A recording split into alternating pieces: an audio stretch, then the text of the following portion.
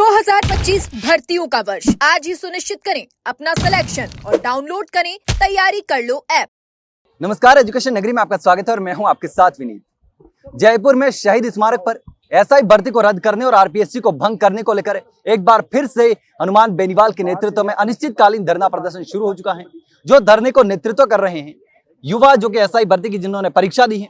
हमारे साथ मौजूद है लादूराम गोदारा, जो कि पिछले 13 दिन तक यहाँ शहीद स्मारक पर डटे रहे और इसके बाद जब दोबारा ये धरना शुरू हो चुका है तो एक बार फिर से यहाँ पर मौजूद है। तो हम बात करेंगे लादूराम गोदारा से और लगातार जिस तरीके से एसआई भर्ती पर यहाँ जो धरना प्रदर्शन चल रहा है उस पर भी आरोप लग रहे हैं कि यहाँ पर राजनीति हो रही है। तो लादूराम जी, जिस तरीके से लगातार आप पर आरोप लग रहे हैं कि कुछ लोग हैं जो राजनेता बनने के लिए इस मंच का उपयोग कर रहे हैं। हनुमान बेनीवाल के नेतृत्व में धरना चल रहा है और हनुमान बेनीवाल चूंकि हर किसी को नेता बनाते हैं ऐसा कहा जा रहा है, तो यहाँ पर भी नेता बनने के लिए कुछ लोग यहाँ पर आ गए हैं और वो चाहते हैं कि ये भर्ती रद्द हो। उनका भर्ती से कोई मतलब नहीं है, लेकिन वो सिर्फ राजनीति करना चाहते हैं, इसलिए यहाँ पर प्रदर्शन कर रहे हैं। ये सब आरोप आप पर लग रहे हैं। ये सवाल तो मैं उनसे भी पूछना चाहता हूँ कि तुम भी तो क्या कर रहे हो। अगर हक और अधिकार के लिए किसी को बैठ के लड़ना पड़े, संघर्ष करना पड़े और उसके बुते अगर आप उसको ये कहते हो कि तुम राजनीति कर रहे हो, नेता बन रहे हो, तो हमें स्वीकार है। अगर हमें हमारे हक अधिकार के लिए चाहे जितनी संघर्ष करना पड़े, जितनी राजनीति करना पड़े, चाहे हमें नेता भी घोषित करो, हमें कोई दिक्कत नहीं है। ये हम हक अधिकारों की लड़ाई है। इसने हमें राजनीति से ज्यादा इसको हमने अपने व्यक्तिगत तौर पर लिया है। अगर हमें राजनीति करना होते ही थे, मुद्दे तो और भी खूब सारे हैं। आज हजारों मुद्दे जो है जयपुर में यहाँ जो होते आए हैं, बेरोजगारों को और भी मुद्दे हैं, लेकिन हमने कभी मुद्दे की बात नहीं उठाई क्योंकि इस मुद्दे से हम खुद पीड़ित हैं। मेरे पे तो खुद पे एलिगेशन लग रहे हैं कि इन्होंने एग्जाम ही नहीं दिया। तो मैं तो उनको ये पूछूंगा कि आप होते कौन हो मेरे से पूछने वाले कि मैंने एग्जाम दिया है कि नहीं दिया है। मैंने एग्जाम दिया या नहीं दिया वो मैं जानता हूँ या फिर मेरे साथ रहने वाले जानते हैं। आप लोग तो आरोप लगा सकते हो, साजिश से लगाओ, क्या फर्क पड़ता है। मेरे को किस किस को सर्टिफिकेट देना, मैं क्यों दूं। हाँ, अगर ये सवाल मेरे से सरकार पूछे कि आप इस बड़ा लड़ाई को लड़ रहे हो, लंबे समय से आप जो है कह रहे हो भर्ती रद्द कर दो, अगर वाकई में आप पीड़ित हो और आपने एग्जाम दिया हो तो आपकी मार्कशीट मेरे को लाके दिखा दीजिए। और मैं अगर मुख्यमंत्री जी ये कह दे कि आप अपनी मार्कशीट ले आओ इस लड़ाई को लड़ने वाले, और अगर वास्तव में आप पीड़ित हो और इन लोगों की वजह से आप एग्जाम में रहे हो तो मैं इस भर्ती को रद्द करता हूं। तो मैं चैलेंज करता हूं सरकार को कि मैं मेरी मार्कशीट दिखाने के लिए तैयार हूं। जहां कहोगे वहां लाके मैं दिखा दूंगा। लेकिन ये जो जितने भी विरोधी है, विरोध करने के लिए क्या है कि वो साजिशें रचेंगे, उनका काम यही है। अब उनको कौन समझाए कि बाढ़ को कोसने से खेत नहीं मिलता है। ये साजिश से आप चाहे 1000 करो उससे कोई फर्क नहीं लग पड़ता। आप तो मुद्दे की बात करो ना, आप हमारी क्यों बात कर रहे हो। हम क्या कर रहे हैं क्या नहीं कर रहे हैं वो तो आज पूरा राजस्थान देख रहा है। 8 लाख युवा देख रहे हैं, उनकी लड़ाई हम लड़ रहे हैं। 8 लाख युवाओं ने हम पर भरोसा किया है। 8 लाख युवाओं ने हमें ये जिम्मेवारी दी है कि भाई आप लड़ो, हम तुम्हारे साथ है। हमने आज हमेशा हर लोगों से जो है, उनको क्या पता कि संघर्ष की लड़ाई में कितने उतार चढ़ाव आता है। इस धूप में तपती में बैठो। कल वो मेरा एक साथी है, मैं तो नाम लेके कह दूंगा कि उसने भी जो है, नरेश बिड़िया सर, मेरे लॉ कॉलेज का साथी है, सीनियर है। वो थोड़ा सा वो भी राजनीति से ताल्लुकात रखता था। तो उसने खुद ने ये कहा है कि वहाँ वीआईपी टेंट लगा रहे हैं, गद्दे लग रहे हैं, शाही पनीर खा रहे हैं और बढ़िया व्हाइट शर्ट यूएस पोलो के पहन के आते हैं। तो मैं उसको कहना चाहूंगा, मेरे भाई राजनीति तो तूने की थी, कुछ दिनों पहले तूने पोस्टर लगवाए, राजनीति तूने की थी, उसकी पीड़ा मेरे लिए जायज है। उसकी वाइफ आज थानेदार है। अब वो ईमानदार है कि फर्जी है, मैं इसकी बात नहीं करूंगा क्योंकि मैं उसको ईमानदार या फर्जी का सर्टिफिकेट देने वाला हूं भी नहीं, ठीक है। लेकिन आदमी के क्या मतभेद हो सकते हैं, मनभेद नहीं होते। वो अपनी वाइफ के लिए लड़ाई लड़ रहा है, उसकी मांग जायज है। मैं मेरे लिए लड़ाई लड़ रहा हूँ, इन 8 लाख युवाओं की लड़ाई लड़ रहा हूँ, वो मेरी लड़ाई है, जायज है। लेकिन व्यक्तिगत आप आरोप लगा रहे हो मेरे लिए, तो मैं उनको खुद को कहूंगा कि बंद कमरों में बैठ के और अपनी भाई भाभी पत्नी की नौकरी बचाने के लिए आप आरोप लगा सकते हो। एक बार संघर्ष में आके तब को देखो। मैं उससे ये सवाल करूंगा कि सपोज दैट तुम्हारी वाइफ इस भर्ती में नहीं लगती तो क्या तुम इधर लड़ाई नहीं लड़ते क्या? तुम भी आज हमारे साथ होते हैं ना। मैं ये नहीं कहता कि भाई ईमानदारों के साथ गलत हुआ है। जो भी 100, 150, 200, 300 जितने भी हमारे भाई हैं उनका दर्द और दुख हम समझते हैं। लेकिन ऐसा कुछ आज तक ऐसा कोई विकल्प ही नहीं है कि जिससे उनमें और जो बच्चे हैं जो फर्जी है उन लोगों में डिफाइन कर सके। ये कह रहे हैं कि एसओजी अपनी कार्यवाही कर रही है, एसओजी जांच कर रही है, हमें एसओजी की जांच से हम स्वीकार है और एसओजी को जांच करते रहना चाहिए, भर्ती रद्द नहीं करना चाहिए। तो मैं तो उनको ये कहूंगा कि एसओजी ने तो ये भी कह दिया है कि भर्ती रद्द कर देना चाहिए, तो तुम फिर एसओजी की उस बात से सहमत क्यों नहीं हो? एसओजी की उसी बात से सहमत क्यों? जब जांच करने वाली एजेंसी कह रही है कि हम जांच कर रहे हैं, हम भर्ती रद्द होने के बाद भी जांच करेंगे। ईओआरओ की रद्द हुई, ईओआरओ में आज भी जांच हो रही है। ये कल परसों कोई कह रहे थे कि ईओआरओ भर्ती रद्द होगी, उसकी जांच नहीं हो रही। मैं उनको पूछना चाहूंगा, आप थोड़ा सा है कि समाचार पत्र ढंग से पढ़ लिया करो और एसओजी की जो है चार्जशीटें और रिपोर्टें देखा करो कि ईओआरओ रद्द होने के बाद में भी जो है नागौर से कुछ लोगों की ईओआरओ में गिरफ्तारी की गई है और आज भी उनसे जो है पूछताछ जारी है और जैसे जैसे पूछताछ हो रही है ईओआरओ में गिरफ्तारियां की जा रही है। लेकिन आप सोचो कि 10 दिन बाद, 15 दिन बाद, 20 दिन बाद, 2 दिन बाद एक एक करके गिरफ्तारी होने, कितनी बड़ी विकल की बात है। इस समिता कुमारी को अभी 2 दिन पहले गिरफ्तार किया इन्होंने। ये समिता कुमारी 4 दिन पहले, गिरफ्तारी से 2 दिन पहले जोधपुर में जोगाराम पटेल जी और भाजपा के एक बड़े नेता के वहां पे बाकायदा वीडियो है उसका, वहां पे ये हाथ पांव फैला के कह रही थी कि साहब ईमानदार हूं, मैं विधवा हूं, मेरा तो सब कुछ लूट जाएगा, मैंने कितनी मेहनत करके नौकरी दी है। और उस मेहनत का जब देखो उसका घूंघट हटा तो कैसे पर्दाफाश हुआ है कि वो खुद अकेली नहीं है। विधवा कोटे से होने के बाद में भी, पेपर मिलने के बाद में भी उसको डमी बिठाना पड़ रहा। कितनी शर्म की बात है कि 2909वीं रैंक तक इसमें जो है ऐसे लोग बैठे हैं, पेपर माफिया जो जिन्होंने कितने बचा है। और तो और जिस हिसाब से गांव में जब ये सब्जी वाले, रेवड़ी वाले, किसान जब ट्रॉली लेकर सब्जी बेचने आते, कहते हैं ना कि भाई आलू ले लो 20 रुपए के 1 किलो, 35 रुपए के 2 किलो और 50 के 3 किलो। उसी प्रकार इन्होंने क्या किया कि सब इंस्पेक्टर के पेपर को एक रेवड़ी की तरह कह दिया कि अगर घर में एक जना खरीदोगे 15 लाख, 2 खरीदोगे 20 लाख, 3 लाख खरीदो 30 लाख, मामा बुआ भाई बहन देवर सबके लिए ले लो। आप देख लीजिए आज की समाचार पत्र में कितनी न्यूज आई, चाहे पत्रिका हो या चाहे दैनिक भास्कर। उस समिता कुमारी के लिए यह आया कि खुद लगी, उसकी जो है भाभी लगी, उसका जो भाई लगा और उसकी ननद लगी है। तो आप सोच लीजिए कि इन्होंने क्या समझा इस भर्ती को कि एक इतनी बड़ी पोस्ट, वर्दी, सितारों की पोस्ट, जिनके नीचे कांस्टेबल जैसे लोग उनको सल्यूट मारते हैं, उन लोगों के लिए ऐसे लोग थाने में जाएंगे। और दूसरी बात ये है कि जब तक ये लोग पकड़ में नहीं आते तब तक ये ईमानदार है, क्योंकि आज से 4 महीने पहले भी ये लोग कह रहे थे कि हम ईमानदार है और भी पकड़ने में आए, ये ईमानदार है। अब सोच लीजिए कि मैं देख रहा था कल एक कोई पोस्ट वायरल हो रही थी किसी एक बुजुर्ग पिता के साथ में एक थानेदार की फोटो लगा के कि इसकी जो है पीड़ा देख लिए कैसे एक किसान है। तो मैं उनको कहूंगा कि एसडीएम हनुमान आराम, उसकी फोटो तो उससे बहुत गहरी फोटो है। जिस फोटो को देखते हैं उसके माता पिता के साथ, उसके घर के साथ और उसके काम को, तो वास्तव में दिल दर्द देता है कि वास्तव में वो इंसान किस परिस्थिति में उठ कर वहां तक आया था। हम लोग सब उसके प्रेरणा स्रोत हैं। हम हनुमान राम को हम खुद आइडियल मानते थे कि कैसे गरीब परिवार से उठ के उनके माता पिता और उसके घर की स्थिति देखो और आज वो एसडीएम बना। लेकिन जब उसकी ईमानदारी का चोला हटा तो सबने देखा उसका राज कैसा था। तो फोटो और तस्वीरों से किसी के व्यक्तित्व गिर, किसी की ईमानदारी का परिचय होता ही नहीं है। तो ये जितने भी ईमानदारी का जो है रोना रो रहे हैं, मैं उनको कहूंगा मेरे भाई लोगों, आपकी पीड़ा भी जायज है, लेकिन ऐसी कोई छलनी नहीं है, ऐसा कोई सिस्टम नहीं है आपको अलग कर सके। सुप्रीम कोर्ट तक ने ये कहा है कि जब ये चीजें साबित हो जाए अलग नहीं कर सकते तो भर्ती को रद्द करना एकमात्र उपाय है। अगर तुम वाकई में ईमानदार हो तो तुम जब इस इतने बड़े अन्याय में सेलेक्ट हो सकते हो तो वापस ये जब भर्ती हो गई तो उसमें आप टॉप रैंक में सेलेक्ट हो सकते हो। ये कोई बात नहीं है कि 2 साल हो गए जो तैयारी छोड़ दी, 3 साल हो गए तैयारी छोड़ दी। जो लोग ऑलरेडी जॉब में है वो भी समय निकाल के तैयारी करते हैं। लोग जो है छोटे छोटे पोस्टों पर होते हुए बड़े पदों पर जाने के लिए भी तैयारी करते हैं। पढ़ाई करने वाला आदमी अगर 2 साल किताब भी छोड़ दे और उसके बाद में भी अगर वो चाहे कि मैं पढ़ाई कर सकता हूं तो वो कर सकता है। किसान जब अपने खेत को बोता है तो कभी कभी उसी खेत में जब बारिश होती है फसल अच्छी हो जाती है और किसी साल अकाल पड़ जाता है और उसी खेत में फसल अच्छी नहीं होती तो क्या अगली बार वो खेत बोना बंद कर देता है क्या? उसको फिर से उम्मीद होती है कि मैं मेहनत करूंगा, संघर्ष करूंगा, इस बार जो है ऊपर वाला अच्छी बारिश करेगा और वापस फसल होगी वो होगा, होता है ना। तो यही बात है। और इसके अलावा देखो उनकी भी मांग है, वो अपना काम कर रहे हैं, हम हमारा काम करें, लेकिन व्यक्तिगत आरोप नहीं लगाना चाहिए। ये सरकार से लड़ाई हम हमारे अंतिम समय तक लड़ेंगे, चाहे कुछ भी हो जाए। इसने हमें हमारे व्यक्तिगत तौर पे ले लिया है। लोग हमें चाहे नेता के कुछ के हमें फर्क नहीं पड़ता, क्योंकि आगे जब आदमी कोई बढ़ता है, विरोध करता है, संघर्ष करता है तो उसके पीछे टांग खींचने वाले और साजिश रचने वाले 1000 होते हैं, लेकिन वो साजिश हमें स्वीकार है, कोई दिक्कत नहीं है।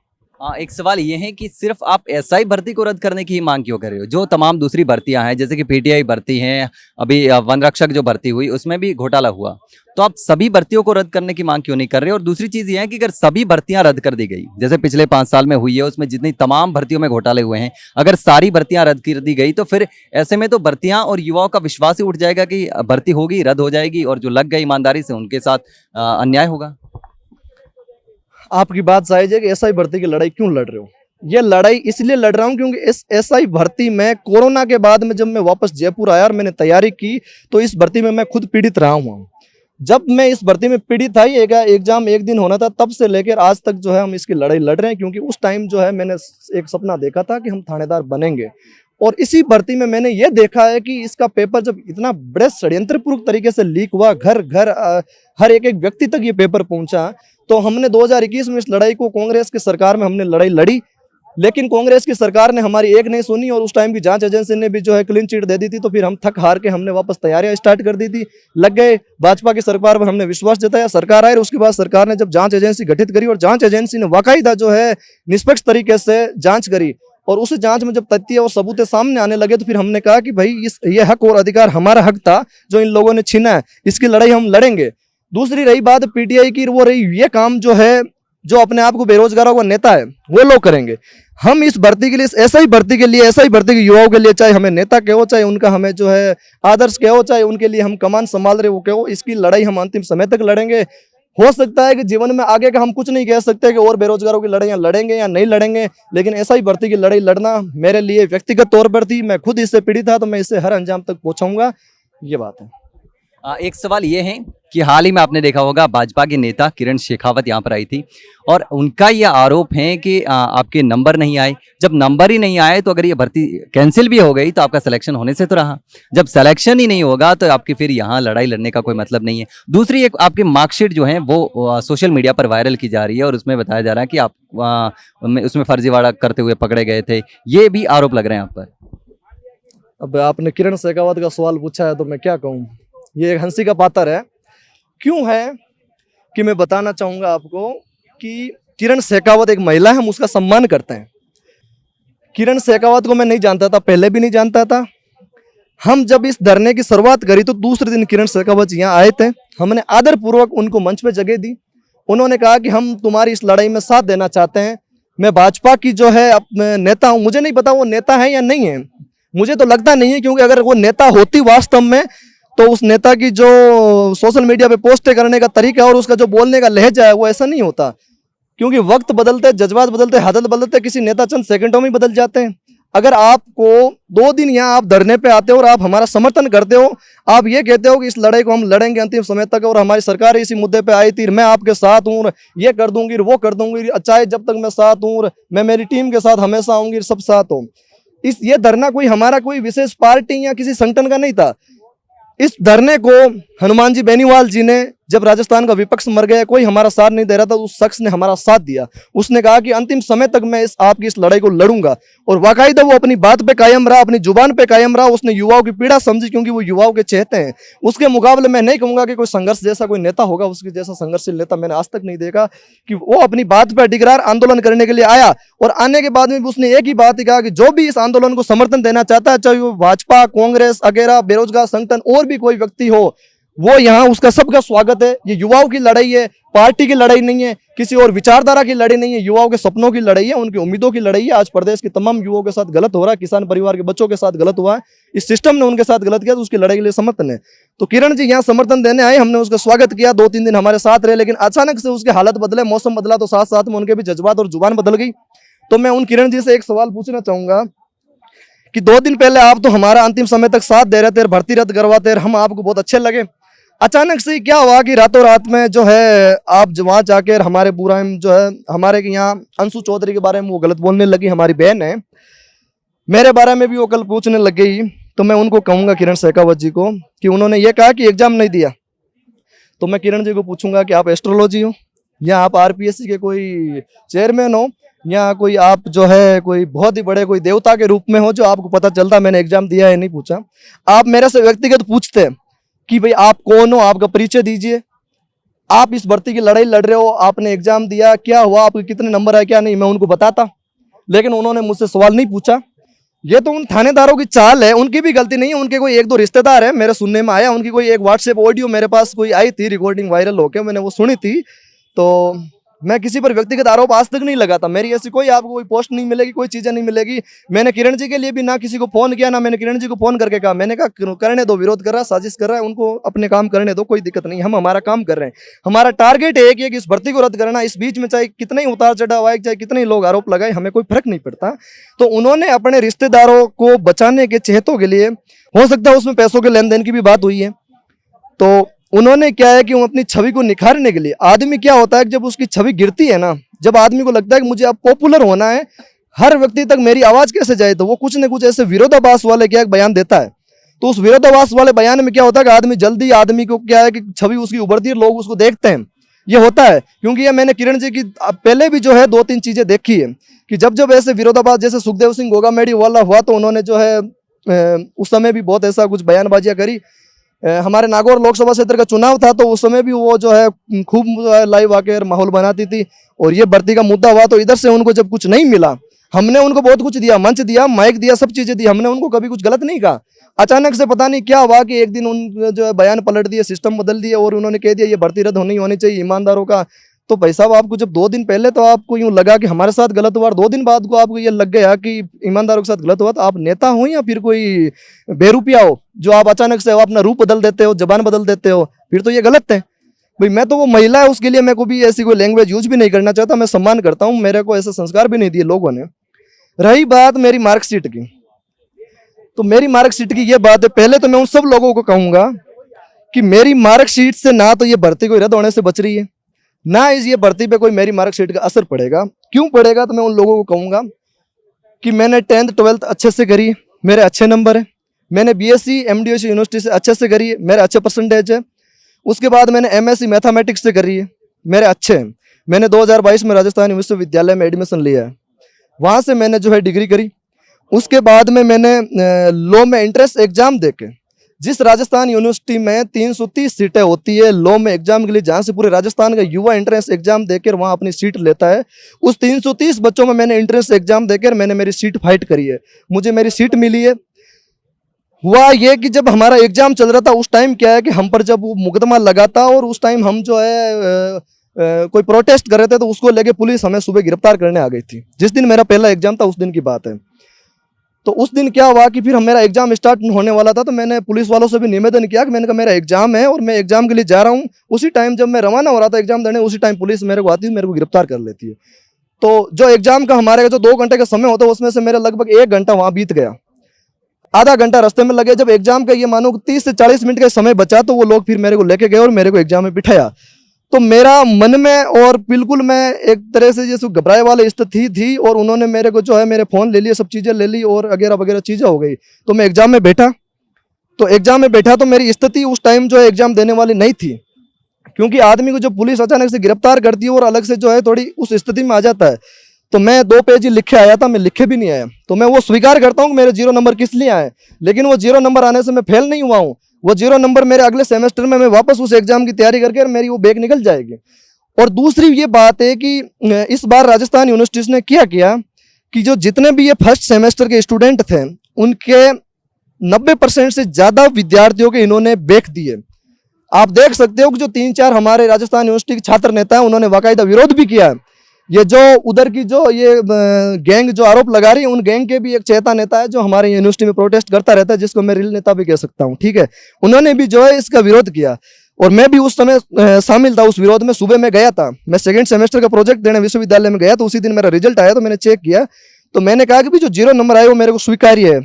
बाकी मैं 2nd सेमेस्टर के लिए आज भी एलिजिबल हूँ, क्योंकि मेरे 2 सब्जेक्टों में जो नंबर अच्छे हैं, मैं एलिजिबल हूँ।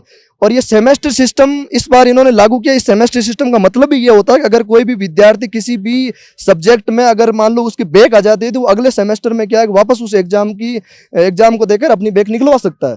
तो मेरे तो अभी 6 सेमेस्टर है, ये तो कॉलेज लाइफ है। जिन लोगों ने कभी राजस्थान यूनिवर्सिटी का गेट नहीं देखा, वो लोग आज मेरे पर आरोप लगा रहे हैं कि मैंने 2022 में एडमिशन लेके यहाँ रेगुलर स्टूडेंट होकर तैयारियां की है। और लॉ की तैयारी करना अपने आप में कोई बड़ी बात नहीं है। और क्यों ना मेरे तो बैक आ गई होगी, क्योंकि मैं ये भी स्वीकार करता हूँ कि मैं कॉलेज इस बार रेगुलर भी नहीं जा पाया, क्योंकि मैं इस पेपर लीक की लड़ाई लड़ रहा हूँ कंटिन्यू। उस पेपर लीक की लड़ाई लड़ते मैं पढ़ाई भी से भी वंचित रहा हूँ, मैं नहीं कर पा रहा हूँ। लेकिन ये बैक तो मैं आराम से निकल लूंगा, लेकिन ये भर्ती दोबारा नहीं होगी भाई। जो कंपटीशन एग्जाम है वो जो एक बार हो जाता है वो वापस दोबारा नहीं होता, उसको दोबारा होने में वर्षों लगते हैं। और जब उसमें फर्जीवाड़ा हो जाता है तो उसके फर्जीवाड़ों को जो है आदमी को स्वीकार करवाना, उस फर्जीवाड़े पर जो है सक्सेस करवाना, उसके लिए लड़ाई लड़ने में वक्त लगता है। सब इंस्पेक्टर वैकेंसी आज 2021 से 25 आ गए, लेकिन आज भी हम लड़ रहे हैं, आज भी उनको हक नहीं मिला। और हमारी जो लड़ाई है उसमें जब हमने विरोध प्रदर्शन करवाया यूनिवर्सिटी में एडम ब्लॉक में जाके हमने, तो बाकायदा यूनिवर्सिटी के स्टाफ ने ये कबूल किया है कि हाँ गड़बड़ी हुई है, इतने ज़्यादा से स्टूडेंटों के साथ गड़बड़ी होना हम स्वीकार करते हैं। और उन्होंने ये कहा कि हम रेंडमली 20 कॉपियाँ मंगवा कर हम चेक करेंगे जिनमें हमें गड़बड़ियाँ मिलता ही, और उन्होंने कहा कि हम इस रिजल्ट को दोबारा जारी करेंगे। तो ये रिजल्ट दोबारा जारी होगा। फिर भी अगर मेरे बैक रहती है तो मैं तो छाती ठोक के कहता हूँ कि मैं तो अगले सेमेस्टर में वापस निकाल लूंगा। नहीं भी निकला गया तो ये तो मेरा काम है, कॉलेज लाइफ है, उससे ऐसा ही भर्ती का क्या लेने देना। यहाँ तो मेरे बीएससी एमएससी की मार्कशीट लगती है जो मेरे पास पड़ी है, अच्छे परसेंटेजों के साथ पड़ी है। अब वो लोगों को विरोध करने वाला, उनको मैं क्यों सर्टिफिकेट दूं, क्यों दिखाऊं मैं उनको मेरा पारिवारिक विवरण और मेरी क्वालिफिकेशन, क्या लेना देना। ये मेरा व्यक्तिगत है, ये मेरी पर्सनल लाइफ। जिनको पूछना मेरे पास आओ, बाकायदा मैं उनको दिखा दूंगा। और बाकी आपकी कोई अंदर की अलग ही पीड़ा मेरे से, तो वो अब देखो मैं मिटा नहीं सकता। आपकी कुछ भी कहो, अब आरोप लगाने वाले लगाओ, एक बार नहीं 10 बार लगाओ, कोई फर्क नहीं पड़ता। ये मेरा व्यक्तिगत मामला है। इस भर्ती को मैं अंजाम तक पहुंचाने के लिए लड़ूंगा, चाहे जितने साजिशें रचेंगे मेरे लिए रचे, मेरे साथ और भी लड़ने वाले रचे, जितनी चीजें लगे मैं कहूंगा। और जो मेरे साथ वाले जितने भी है मैं उनको कहूंगा कि आप किसी पर व्यक्तिगत टिप्पणी जितना हो कम करें, क्योंकि जीवन में जो व्यवहार होता है ना वो आदमी के काम आता है। ये मुद्दा आज यहाँ तक है, ये मुद्दा कल को खत्म हो जाएगा। भाई हार या जीत जो भी होगी हमें स्वीकार है, हम लड़ेंगे, अंतिम समय तक लड़ेंगे। लेकिन जो आदमी की जो मित्रता है, जो व्यवहार है, वो आदमी का जीवन पर काम आता है। मैंने किसी पर भी इस लड़ाई में जो है व्यक्तिगत आरोप नहीं लगाए। आज तक भी मेरा कोई बयान देखोगे मैंने किसी पर नहीं लगाया। हाँ, सामने से अगर किसी ने मेरे पर व्यक्तिगत आरोप लगाए तो मैंने खुले तौर पर उसको चैलेंज करके कहा है कि भाई तूने लगाए तो मैं तेरे को स्वीकार हूँ। जैसे उस नरेश बिडिया सर ने मेरे पर जो है ये मार्कशीट लेके वायरल करी, और उसके बाद मैं देख रहा था आप ही के चैनल पर जो जिस दिन प्रेस कॉन्फ्रेंस थी उस दिन वो बयान दे रहा था कि ये व्हाइट शर्ट पहन के आते हैं, नेता बनते हैं, ये चीजें होती वगैरह होती। तो मैं उनको कह सकता हूँ कि भाई मेरे बाप का कमाया हुआ पैसा है, किसान परिवार से आ रहा हूँ, मैं चाहे व्हाइट शर्ट पहनूं, ब्लैक पहनूं, पोलो का पहनूं, चाहे किसी भी कंपनी का पहनूं, उससे क्या लेना देना। चंदा किसने दिया, कितना नहीं दिया, वो तो आप बताओ। आप भी तो लड़ रहे हो, फिर आपके पास पैसा कहाँ से आता है, कौन दे रहा है आपको पैसा, ये भी तो बताओ। भाई आज आपके सैलरी आ रही है, मान लो चेतो के 20,000 की सैलरी आ रही है, तो जो लड़ाई लड़ रहे हैं वो आप भी तो दे रहे हो। आपके भी तो परिजन ही तो लड़ाई लड़ रहे हैं, ये नेता ही तो लड़ रहे हैं। सत्येंद्र राव उस दिन वो बोल रहा था भूत खूब, तो 2021 में तो ये यहाँ बैठा था, बाकायदा यहाँ जयकारा लगा रहा था भर्ती रद्द करो। अब उसको थोड़े पैसे मिल गए होंगे, या उसकी भी कोई भाई भाभी लग गई होगी, तो वो ये कह रहा है कि परिजन हो, तो फिर आप किस लिए कर रहे हो। भाई थानेदारों का प्रतिनिधित्व आप कर रहे हो, हमारा और जो 8 लाख युवा का प्रतिनिधित्व हम कर रहे हैं, तो इसमें तो कोई दो राय नहीं है। अब कहाँ से क्या होता है, किधर से मैनेजमेंट होता है, तो हर लड़ाई में मैनेजमेंट करना पड़ता है। आदमी हर परिस्थिति में करता है, चाहे वो कैसे करे, कुछ भी करे, वो हमारा काम है। इसके लिए आपको जो है कोई बॉन्ड भरवाना या आपको लिए कोई आरोप लगाना, ये आपके लिए गलत है। आप तो ये काम करो कि भाई इस लड़ाई को हम कैसे जीतें, या हम ये काम करेंगे हम कैसे जीतें। तुम्हारा 100% प्रयास करो, हम हमारा करेंगे। लेकिन मैं लास्ट में उनको एक ही बात कहूंगा कि झूठ और फेरब की रफ्तार कितनी तेज हो, सत्य के सामने वो झुकती है हमेशा। और हम फिर कहते आए हैं कि हम 2024 में भी जब हमने शुरुआत की तब भी हमने कहा हम जीतेंगे। आज 1 साल बीत गए हमारा लड़ते लड़ते, और फिर भी हम कह रहे हैं कि हम जीतेंगे। सरकार ने जो है कल कोई बैठक आयोजित करी, हमने सुना है, उसमें सरकार ने जो है वापस उन्हीं मंत्रियों की जो है वापस बैठक करी, 6 मंत्रियों की। तो मैं उनको ये कहूंगा कि जब संवैधानिक कमेटी, जो कैबिनेट कमेटी जो होती है, वो एक संवैधानिक कमेटी होती है, उसकी जो है राय जो है सर्वमान्य होती है। जब उन्होंने राय दे दी कि रद्द होनी चाहिए, तो वापस उन्हीं मंत्रियों की जो है वापस बैठक क्यों आयोजित करवाई आपने। यह निर्णय तो मुख्यमंत्री को लेना था, निर्णय तो सरकार के हाथ में था। भाई कैबिनेट से ही तो आपने 6 मंत्रियों की समिति बना दी, 6 मंत्रियों की समिति ने राय भी दे दी और वो राय कोर्ट में प्रस्तुत भी कर दी। तो अब आप ये कह सकते हो क्या कि नहीं ये नहीं हो सकता मेरा, तो कल को आप ये कह दो कि मैं तो आज ये कर दूंगा, लीगली राय दे दो, और 2 दिन बाद आप ये कह दो कि नहीं साहब हमने तो जो है दूड़ खा ली, हमने गलती कर दी। नहीं साहब, आप सरकार में हो, आप राजस्थान की जो है जनता का प्रतिनिधित्व कर रहे हो, उन्होंने वोट देके आपको चुना है, तो आप अपनी राय नहीं बदल सकते हो साहब, ये गलतफहमी निकालो। और मुख्यमंत्री जी निर्णय लेना पड़ेगा, देर सवेर लेना पड़ेगा। कितना समय लोगे, चाहे आप कितने हथकंडे हटनाओ, समय लेना पड़ेगा। और न्यायालय पर हमें पूरा विश्वास है कि न्यायालय से हम जीतेंगे। सत्य का साथ न्यायालय दे रहा है, और सत्य का साथ हर कोई दे रहा है। ऊपर वाला आज हमारे साथ है, न्यायालय हमारे साथ है, और जो भी इस लड़ाई को समझते हैं वो लोग साथ हैं। पक्ष विपक्ष चाहे कुछ भी हो, हमें स्वीकार है, वो अपना काम करें, हम अपना काम करें, लेकिन इस लड़ाई को हम अंजाम तक पहुंचाएंगे। और वो दिन दूर नहीं है जब हम जीतेंगे और उनको दिखाएंगे कि इस भ्रष्टाचार की लड़ाई में और इस सिस्टम को बदलने के लिए जिन्होंने युवाओं के सपनों और हक को मारा, उनके लिए हमने एक लड़ाई लड़ी थी, उस लड़ाई को हमने जीता है। और मैं धन्यवाद दूंगा, और बारंबार आज फिर धन्यवाद दूंगा कि 5 दिन धरना खत्म करने के बाद माननीय सांसद महोदय जिन्होंने चला के जो है ये कहा कि मैं वापस इस धरने को शुरुआत करने के लिए आ रहा हूं। मुझे नहीं लगता इस जैसा कोई नेता राजस्थान में भी होगा जो आज दिन रात भी। और मैं देख रहा था कि धरना 8 तारीख को धरना खत्म हुआ, और उसके बाद वो बंदा अपने क्षेत्र में गया। जितने भी शादी विवाह के कार्ड थे, विशेष कार्ड थे, उनको रात को 3-3 बजे तक उनकी पोस्टें आ रही थी। जिस समय ये युवा रात को 3-3 बजे मोबाइलों में रीले देख रहे हैं, उस समय वो जो शख्स जो है अपने चहेतों में, अपने क्षेत्र में जो है आयोजनों में और उनके लोगों के काम के लिए वहाँ घूम रहा है। और जैसे ही जो है युद्ध की स्थिति खत्म हुई और उसकी 13 तारीख का चैलेंज था कि 13 तारीख तक हमारा खत्म रहेगा, 13 तारीख खत्म होते ही उसने वापस आज 14 तारीख को आयोजन करवा दिया और 1 घंटे बाद में वो हमारे बीच में पहुंच रहे हैं, बड़े काफिले के साथ आ रहे हैं। सरकार के घुटने हम टिकाएंगे, सरकार चाहे कितना लॉलीपॉप दे, कितना घुमा रहे, हमें कोई फर्क नहीं पड़ता। सरकार एक जलेबी की तरह इसको रोल गोल गोल घुमा रही है ना, तो उस जलेबी को हम जो है रसलमानी डुबा में हमें चखना आता है, कोई दिक्कत नहीं है। तो ये हमारे साथ मौजूद थे लादूराम गोदारा, जो कि लगातार इस धरने को लीड भी कर रहे हैं। लेकिन अब देखना होगा कि आखिर कब सरकार एसआई भर्ती को रद्द करती है। हालांकि चूंकि ये मामला कोर्ट में चल रहा है, लेकिन जिस तरीके से लगातार यहाँ शहीद स्मारक पर पिछले कई दिनों से धरना प्रदर्शन लगातार चल रहा है, बीच में कुछ दिनों के लिए स्थगित भी हुआ, लेकिन वापस से ये धरना शुरू हो चुका है। लेकिन इनका साफ तौर पर कहना है कि जब तक सरकार एसआई भर्ती को रद्द नहीं करती है, तब तक यह प्रदर्शन जारी रहने वाला है। हनुमान बेनीवाल का भी साफ तौर पर कहना है कि हम यहां पर धरने पर बैठे हैं, इसका मतलब है कि एसआई भर्ती को रद्द करके ही उठेंगे। लेकिन अब देखना होगा कि आगे इस मामले में सरकार क्या फैसला लेती है और कोर्ट में सरकार क्या जवाब पेश करती है। फिलहाल के लिए इतना ही, जल्द मिलते हैं एक नई जानकारी के साथ, तब तक के लिए नमस्कार।